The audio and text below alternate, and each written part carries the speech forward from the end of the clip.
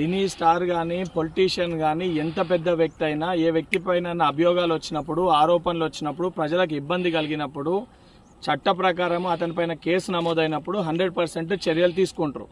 అల్లు అర్జున్ ఎంత పెద్ద స్టార్ ఉన్నా ఏదున్నా తన వల్ల తను అక్కడ వచ్చిన దాని వలన ఇబ్బంది కలిగి ఒక ప్రాణాన్ని కోల్పోవడం జరిగింది, ఒక ప్రాణం పోవడం జరిగింది. దానికి సంబంధించి ఆయన పైన కేసు నమోదై దానికి సంబంధించి ఆయన అరెస్ట్ చేస్తే, ఎందుకంటే ఇప్పటివరకు కనీసం ఆయన కండోలెన్స్ చెప్పడం కానీ ఆ ఇష్యూ పైన స్పందించలేదు. ఆ పొజిషన్ ప్రకారం కేసు అయి ఆయనని అరెస్ట్ చేస్తే ఏదైతే సంబంధించి బడా వ్యక్తులకి స్టార్లకి మటుకే ప్రతిపక్షాలు ఏదైతే బీఆర్ఎస్ పార్టీ కానీ బీజేపీ పార్టీ కానీ సపోర్ట్ చేసే విధంగా మాట్లాడడం అనేది సరికాదు. సామాన్యమైన ప్రజలు ఒక కుటుంబం ఈరోజు ఆ యొక్క సంఘటన వల్ల చిన్నాభిన్నమైపోయింది.